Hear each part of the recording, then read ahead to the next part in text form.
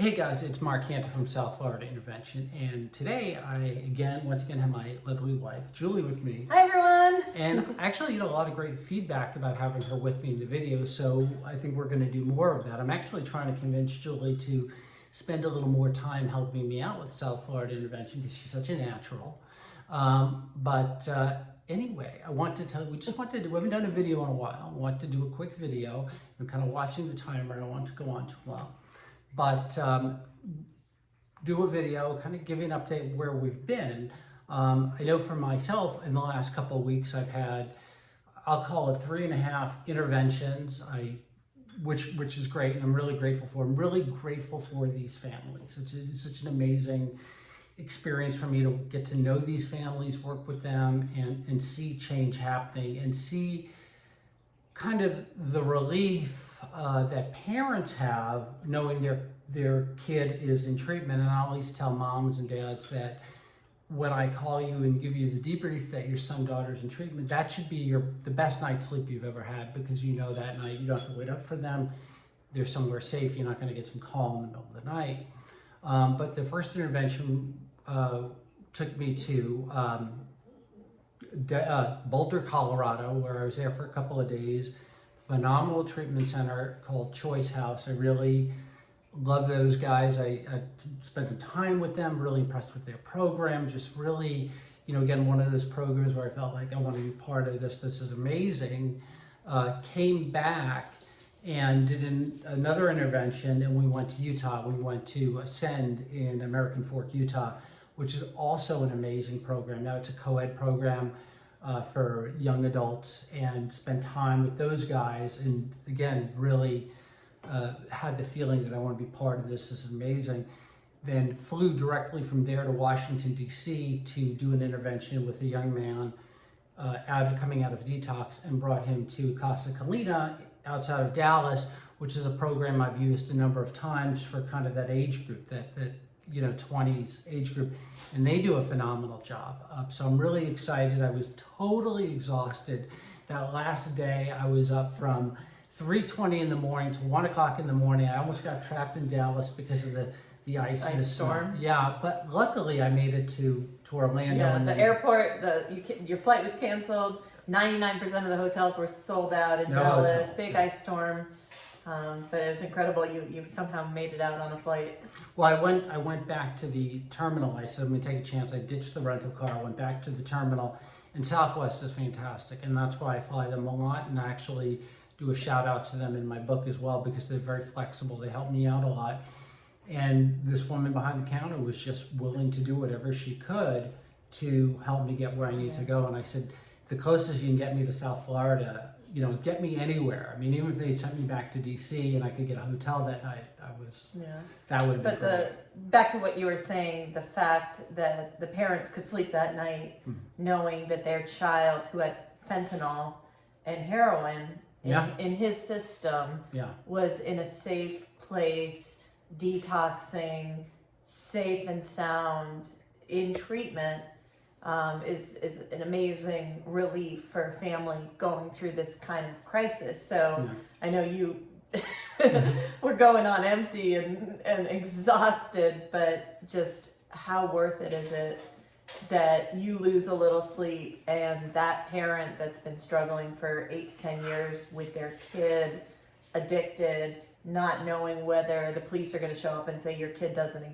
is not alive anymore, is in treatment, is in a safe place for 30, 60, 90 days, getting the best care that this country has to offer. And we were talking about it earlier. You were even saying globally, a lot of times that just the addiction space, the treatment is not like what it is here. Can you talk a little bit more about that? I mean, that was really interesting. So I've inquired about that. It's quite intriguing to me, because we do like to travel, but there are very few places outside the United States that have the level of the number of options that we have for treatment, and also the verticals of treatment. So you can get specific treatment depending on where you are in your addiction or your mental illness. So, we're very fortunate to be here in the United States and have all these options. So are you willing to fly to China absolutely. or Dubai and bring a loved one back to the U.S.? Yeah. Can I go with you? Absolutely. I'm waiting for that call. I would love to do that. I think that would be exciting. Yeah, but it's really so many phenomenal options. I've seen you travel the country and meet all of these treatment centers and really go and spend a couple days with them and really see what they have to offer to try to make the right match for a family. Yeah, placement is extremely important. Making sure that a client is in the right treatment center for their, for their age, their sex, the specifics of their disease, whatever it is they're struggling with is really, really important. And I take a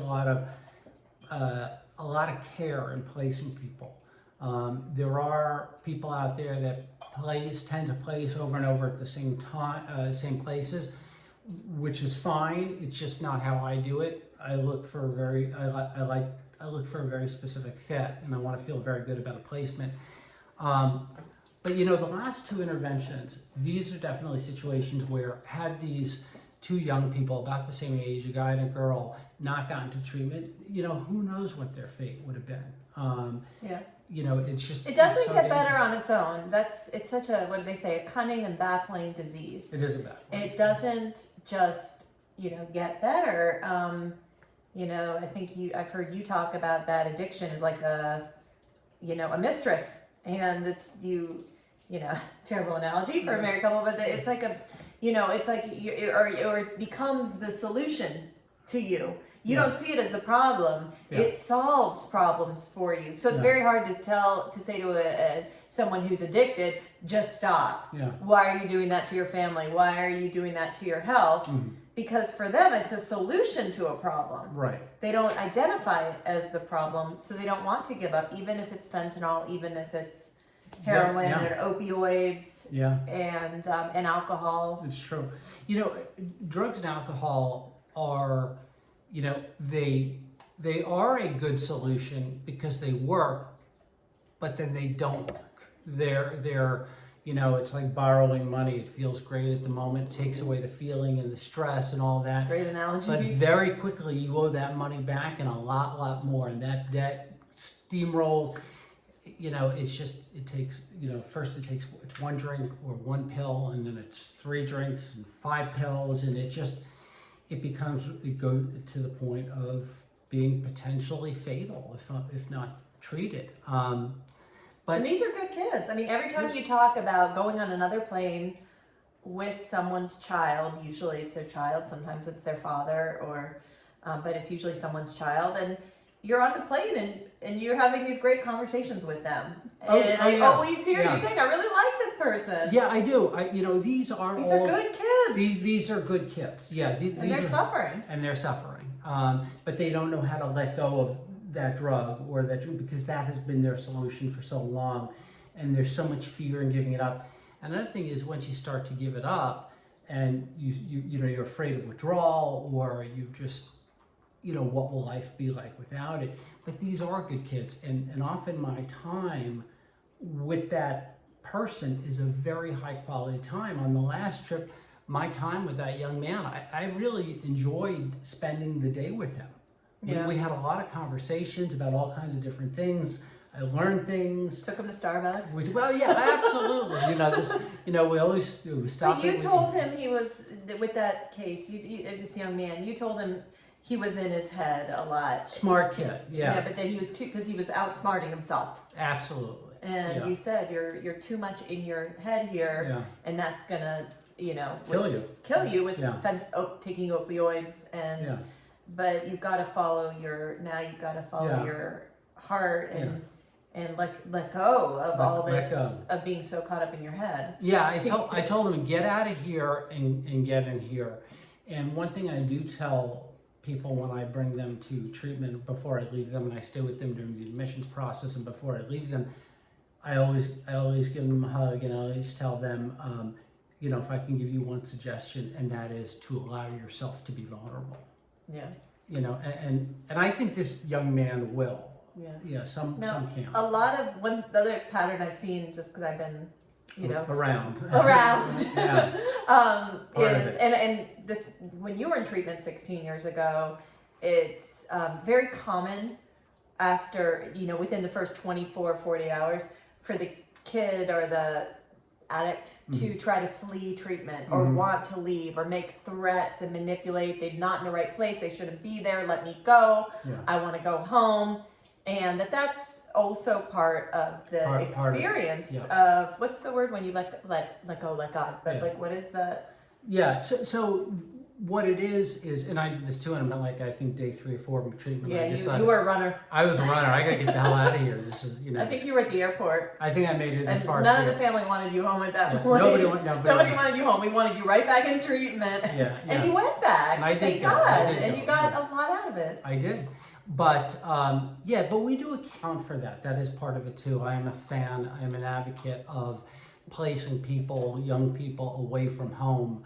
The young woman that we placed in treatment earlier in Utah, she had a long history of running from treatment centers, but she'd also had a long history of dictating which treatment centers she'd go to, and most of them were right around South Florida, where she knew the crowd or had her dealers local. Yeah, had her dealers, had her connections. Yeah. And now she's 2,300 miles from home, and I think that's a really important point. And I know you try to get people, like especially at Florida's treatment capital of the world, but I think you try to get people away from those triggers. Yeah, absolutely. I don't have a problem bringing somebody to Florida if they're not from here. Right. Great place to be. It's a great place to be.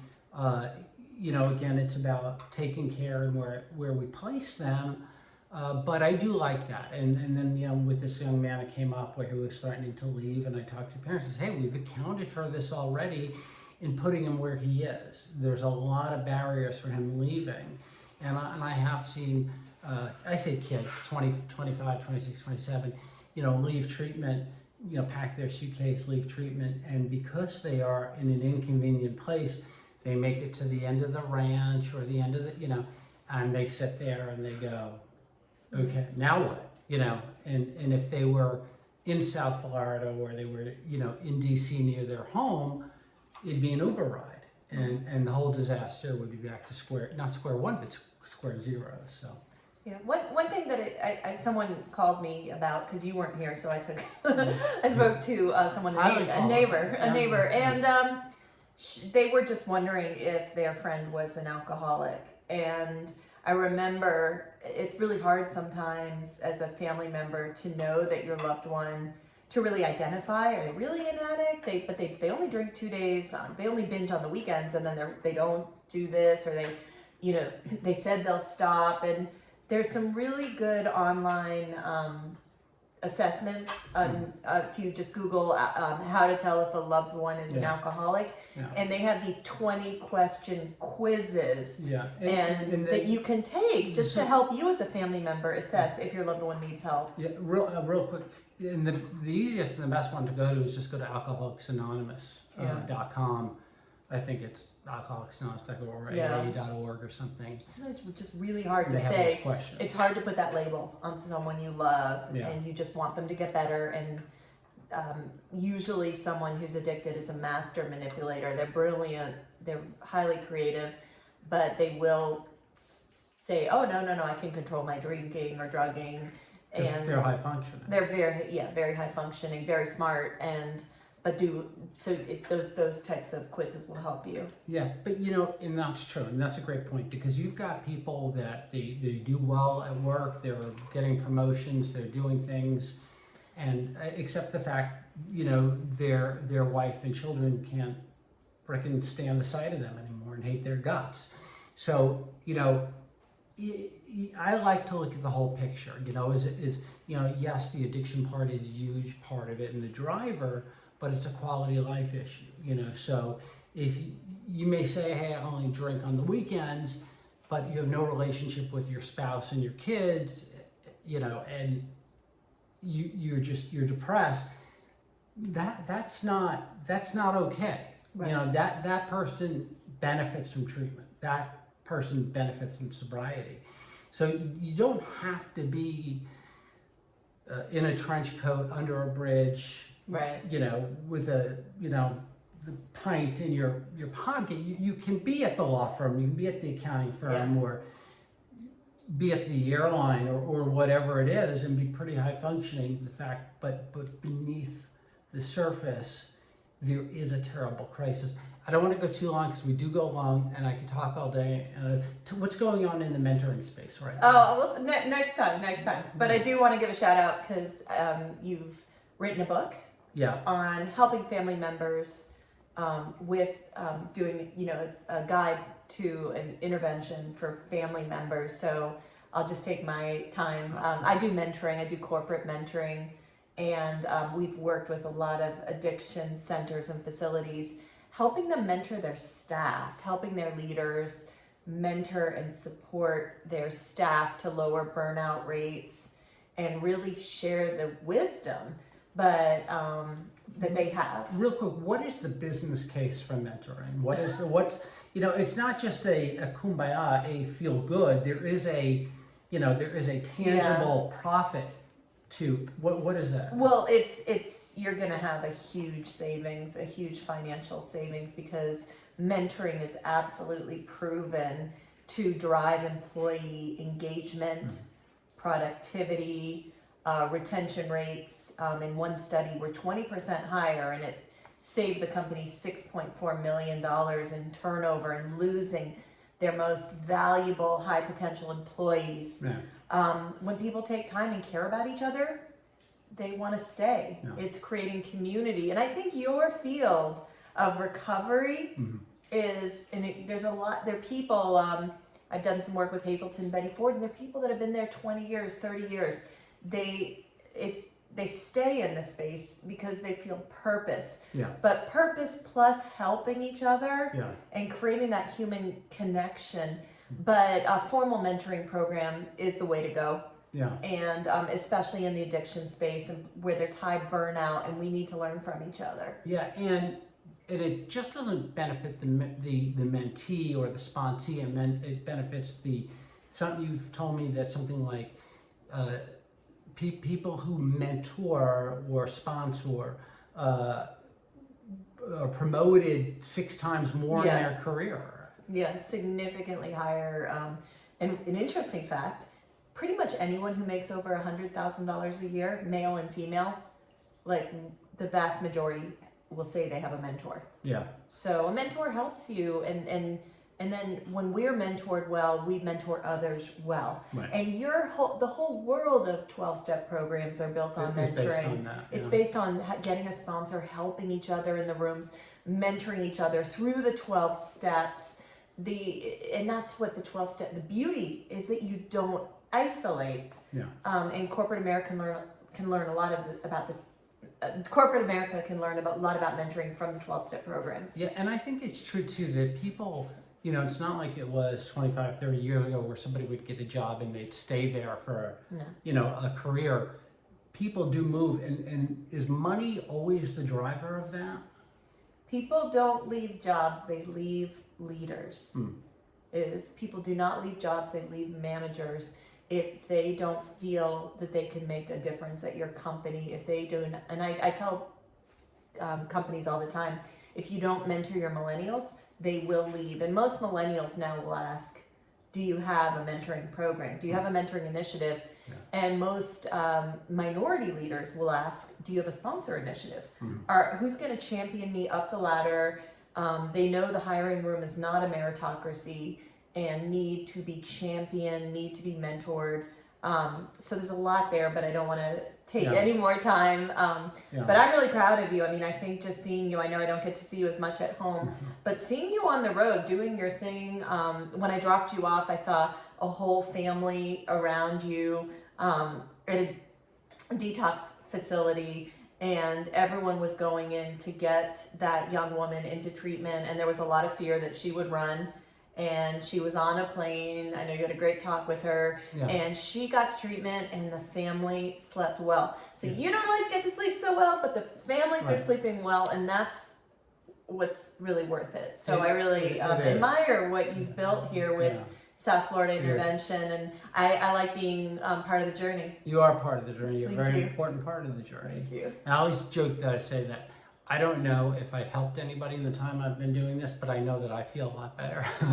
Well, you have purpose, and Yeah. you know that's also finding a career where you have purpose is everything. Yeah. Because it's not just the money. Yeah. It's money and mission, and for some people it's more money, for some people it's more mission. Finding that, if you can find both, Yeah. you're golden. I think you need like enough money, and then and you need purpose and mission. You don't need a lot of money, but you just need you just need enough. Yeah, and you got a daughter about to go to college. My daughter about to go to college.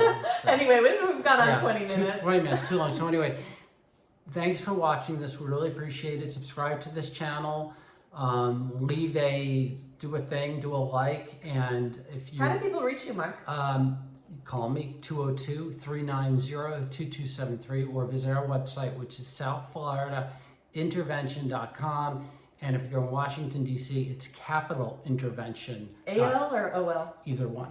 Capitalintervention.com for Washington. Either one will get you there. And you can see from how I'm dressed, we're living in Florida now, but he travels. And how do treatment centers who want to talk about a mentoring and sponsorship initiative? Well, they should definitely call you, and you can send them to me, 202-390-2273, and Mark can connect us. And I will connect you. Anyway, thanks for watching this. Have a great week, and we will see you soon. Thanks for watching.